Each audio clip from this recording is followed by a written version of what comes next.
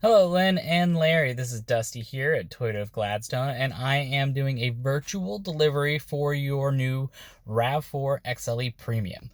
Just wanted to kind of go over all of the features of the vehicles real quick with you so that you can see what you've got and see if you have any questions. You can always refer to this video. I guess I'll start over here. Turning the car on, I don't know if you have a push button start car or not, but there is a little bit of a trick to it that it was a learning curve for me personally when I started. You need to have your foot firmly pressed on the brake down there. You can't see, it's really dark, before you press that start button in order to turn the car on. So you'll press the brake and then press the button and that'll start the car. Now if you don't have your foot on the brake and you press the start button once and then again, that will put the vehicle into accessory mode, and I'm going to leave it in accessory mode for the rest of the demo so you can see what's what. So just like a turnkey style where you have that, you can turn the key just a little bit before all the way to start the vehicle. Turns on all the lights and bells and whistles. You can turn the radio on, you can turn the air on, you can roll the windows up and down. So that way you can still do all those things without turning the vehicle all the way on. Coming up here, the Infotainment Center. There's quite a bit of features on what this vehicle can do for you. I'm just going to do some of the basic things, but this in itself could just be an hour-long video.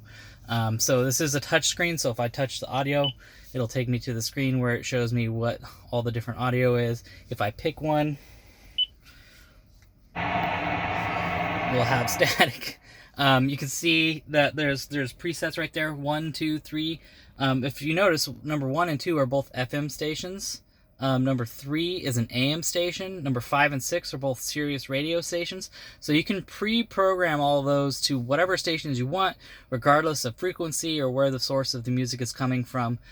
So that's really handy right there. If I go back to the home screen, oops, missed it.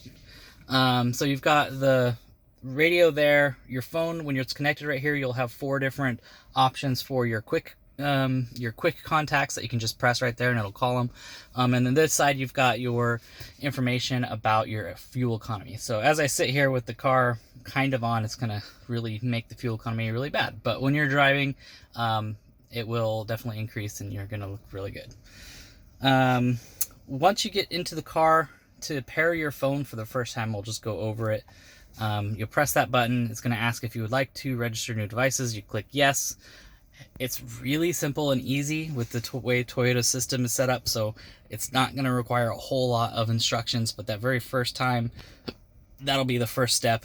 You click yes, and it's going to ask you to match a code and then ask you to allow your contacts to sync, and then you're done. It's pretty much that simple. So again, all these are touch screens, so if you want to go into any of these things a little bit more, you just click on the thing and that'll get you through. Going down here, we've got, let me turn this on so you can see. We've got your environmental controls. I really love how Toyota does it. Keeps these separate from this system up here. Physical controls. You can see right now it's synced, so as I adjust the driver's side, it adjusts both sides of the temperature. If I go over to this side and just roll this one, it'll change the temperature on just the passenger side, and now they're unsynced. So if I adjust them, they're not synced anymore. If I press the sync button, it'll sync back to whatever the driver setting is. And there you go. Some different things going on here. This is how you blow the rear, the front windshield for defrost, the rear windshield for defrost. This Eco Heat and Cool, it will kind of adjust the system so that it's running more efficiently and not wasting as much energy. While I'm talking on about that, this also over here, this button will make it so that it'll only blow air where there are passengers. There's little sensors in the seat. It's going to detect where people are sitting, and it will only blow air to those positions so it's not wasting air or energy. Little fan for making it blow less, big fan for making it blow more. If you pick a temperature and press this auto, it's going to change the air, how much it's blowing, what temperature it's blowing, to try to maintain whatever setting you've got, in this case 66 degrees. Down below that, we've got a little bit more environmental controls. We got the heated seats, the high and the low. This toggles all the way to high, all the way down to low, or kind of in the middle for off. So both passenger and driver side for that. This button right here is for your traction control. This is an all-wheel drive vehicle. It will run all-wheel drive all of the time, constantly moving power from left to right and front to back as needed to keep you stable and on the road. Pressing this button will turn that system off so it won't move power around. Only practical application I can think of that is if you are already stuck. Otherwise, don't push it because it'll change the way the vehicle feels on the road, and it could prove bad for you. This side over here, this is the idle stop and go. It's always on. What that means is the vehicle will shut down a part of the engine when you come to a complete stop, when it deems that it's a good opportunity to do that. As soon as you let your foot off the brake, that engine comes back on. If you don't want that system to behave that way, you can turn it off right there. Coming down here, we've got the electric parking brake. Now, I don't know if it'll let me do it with it not all the way on. Yeah, it didn't behave the same. But when you put it into drive or reverse, the electric parking brake will automatically go off. But if you want to manually control that, you can. You can put your foot on the brake firmly, press down, it'll release the parking brake. Again, not necessary for you to do it. It will automatically do it all on its own every time you put it into drive or reverse, so you don't have to worry about that. Next to that button, we have auto hold, another braking feature. If this system is on, it defaults to off most of the time, so if that system is on, what it will do is when you come to a complete stop, it'll keep the brakes applied until your foot touches the gas pedal. So a lot of people find that a little unnatural because they're used to when you let off the brake, the car starts to roll forward. But you have the option of having that on and off. Great in like really heavy stop and go traffic, or if you're sitting in a drive-through for 15 minutes or whatever the circumstances are, that is a great feature to have.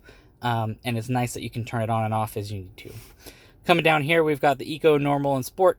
When I press them, so I just pressed the Sport button and it turned it red. Now I'm going to press the Eco button, turns it green. And I'm going to push normal, it'll go back to black. So that kind of gives you a visual indicator of which mode you're in. What those do is Sport mode tightens the steering, tightens the suspension, changes the timing on the throttle, a little bunch of little things like that to make the vehicle behave in a more sporty fashion. Eco mode does it kind of in the opposite direction, making the vehicle run a little bit more fuel friendly. When you hit that gas pedal, you're going to have less punch in Eco mode. You're going to have more punch in Sport mode. So that's kind of what those are for. It's just people ask all the time, why would you do that? It's just a preference thing. If you prefer the vehicle to run a little bit more sporty, and you want it to have that punch, or maybe you're about to jump on the freeway and you want to have that extra power to get up to freeway speed, put it into Sport mode. If you're on a long road trip and you want to try to conserve fuel and not save as much money as you can for souvenirs or whatever on your trip, you can hit that Eco button, put it into Eco mode. You could totally drive in Eco mode all the time or Sport mode all the time, whatever you want. It's just a matter of preference. These buttons right here, again, these kind of make the traction control behave a little bit differently, and some of the other systems as well. So they're pretty self-explanatory. Snow mode, sand and rock. I mean mud and sand, rock and dirt. So what they do is they just make the all-wheel drive system in a little bit more ready situation for those specific circumstances. So when you're driving, if you hit snow, you can just put it into snow mode, and now the traction control is going to be, hey, I need to be aware we are on slippery, snowy roads, and we need to be more prepared to compensate for that type of situation. Yeah, so that's those buttons in a nutshell. This vehicle is equipped with Toyota Safety Sense, and two of those buttons right there have to do with that system. So first I'll go over Smart Cruise Control. So this button right here this is how you turn on cruise control. When I push it, it'll indicate up there if it'll focus. Now that the cruise control system is on, now to engage cruise control, you'll have to come back down here and press the set button. That'll set it to a speed. It won't let me do it while I'm not moving, but it'll set it to whatever speed you're cruising at that moment, and then you can adjust that speed up and down by pressing those buttons there, and then you can turn off the whole system by pressing cancel there. If you want So this has smart cruise control I mentioned. So when you are driving, it will automatically adjust your speed based on the vehicles in front of you. So if you come up, you set your cruise control to 60, you come up onto somebody who's going slower than that, it's going to slow you down to maintain a safe distance behind them. And as they move out of the way or speed up, then it'll bring you back up to whatever your set speed was. While it is making that adjustment to do a safe distance behind them, if you come over here to this right here, this will adjust the following distance. So there's 3 settings: a long, medium, and short. Most people probably find the medium to be the like kind of middle ground comfort zone. Long feels a little long to some people because you think people are going to be jumping ahead of you. Short feels a little bit close. So those different following distance for when your smart cruise control is engaged. That's that button right there. This button right here is for your lane detection equipment. So this will turn on and off the lane detection system. When I press it to turn it on, it's already on right now. You can see there's that symbol. Focus. If I press that button, it'll turn it off. Press it again, it'll come back on. So when you're driving above 32 miles an hour, the system is going to detect the lines on the road. There's actually a camera mounted up here that's doing a lot of these things for you. So it's going to detect the lines on the road and help keep you in your lane. If you start to drift out of your lane, you'll actually feel the steering wheel nudge. And if you drift out of your lane kind of aggressively, it will beep at you as well. So those 2 things working together to help you keep alert and help you keep on your lane. When you turn on your smart cruise control, the system is even more aggressive. They call it lane vectoring, where it's going to detect the lines on the road out ahead of you and try to keep you in the center of the lane, not just within the lane. So it's super handy on a long road trip where you're getting tired. When you let go, if you let go of the steering wheel, it detects that your hands aren't on the steering wheel and tells you to maintain control of the vehicle. So definitely some super handy features that you can turn on and off. If you don't want them to be engaged, you can turn them off. And if you do want them, you can turn them on when you want them.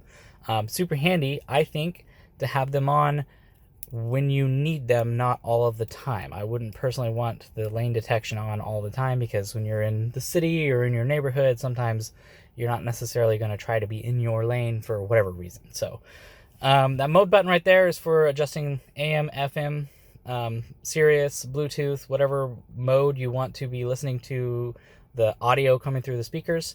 That button right there will be your without having to touch the console, do it right here from the steering wheel. This will seek to the next track if you're playing music from your phone, or it'll seek to the next channel if you're going through your AM or FM stations. Those are those buttons right there. On this side, we've got a back button, which is this first button right here. This is the back button for the menus up here. If you see, there's that that same symbol is up there. If I press it, it'll get out of that menu so I can see what was there. Right here, we've got the directional pad for navigating through that menu.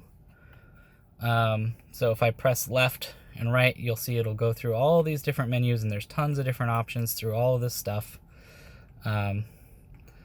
So that's how you navigate through all that. Most people are going to be leaving that on this screen right here, where it shows you your big digital display of your speed. Down here, we've got the button for voice commands. You'll press that. It'll prompt you to say a command. You say whatever you want it to do. Up here, for answering your phone calls that are incoming, hang up your phone calls when you're on them. Here for adjusting the volume of your phone calls and your music. Last couple of things are down here. So this vehicle does have smart. Let's see if I can do this right. It does have auto headlights, or auto high beams. That's what this button is. Auto high beams. So when you turn on this button and turn your high beams on by flicking the switch forward, it will automatically dim the high beams so that you're not blinding drivers. That camera again that I pointed out earlier is detecting the oncoming traffic and dimming those high beams as necessary. This also has auto headlights. So right now it's in the auto setting, so it will automatically detect the ambient light and turn the headlights on and off as necessary. So if it's a bright sunny day, your headlights will be off. Just your driving lights will probably be on. And then if it gets dark or you go into a tunnel or something, automatically your headlights will come on. Flick it forward, and with that other button down there engaged, then you're never really going to be doing anything with your headlights, because it'll automatically bring your high beams on when it needs to and turn them off when it needs to, turn your headlights off when it needs to. Everything, making it more simple and easy to drive vehicles. Another thing on this lever right here, this is for your fog lights. So you turn this to here and your fog lights come on. And yeah, pretty basic with that. Next button over here. Well, let me go jump over to this one. This is for dimming the dash lights. So there's a dial, and as I roll that dial down, all those lights get dimmer. Over here, this is your automatic windshield wipers. So rain sensing windshield wipers, that's what I was trying to say. When you turn that on, if your windshield wipers are on, it will automatically increase the speed as necessary as it detects more rain on the window. Moving over here, this is your, I'm sorry, I'm running out of rain, I guess. Over here is your heated steering wheel. So you press that on, heating steering wheel comes on. Super nice. If it's something you've never had before, you're not going to be able to live without it. And then this last button will open the back hatch for you. Pretty simple how that works. You just hold it for about a second and it'll open up the hatch. Up here we've got your sunroof controls and your Toyota Safety Connect. So I'm pressing this button right here, and that just tilted this sunroof. You can see there's a gap now. If I press the down on that, it untilts the sunroof. Over here, if you press that, it'll open the sunroof. If you press it and hold it for a second, then you can let go, and it will just automatically open the sunroof the rest of the way. If you just quickly touch it like that, it will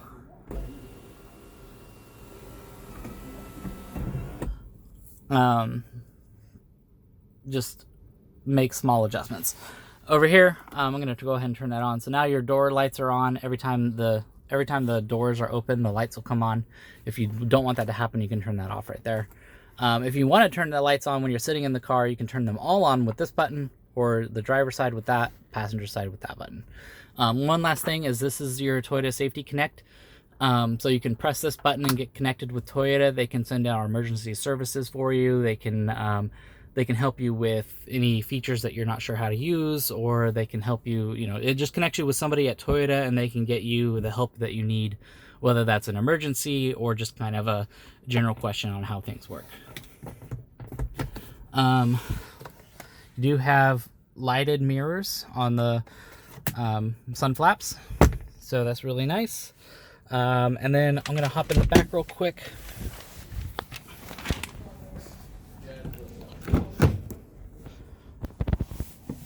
And to show you back here, you do have some adjustments for the rear passenger. Not a whole lot though. You can just point where the air is blowing, and you can close off the vent if you want it closed, or open it if you want it opened. And that's pretty much it. This is Dusty here at Toyota of Gladstone. If you have any questions, call me. My cell phone number, area code 843-693-5644. Thank you guys so much for your business, and I hope you enjoy your new vehicle.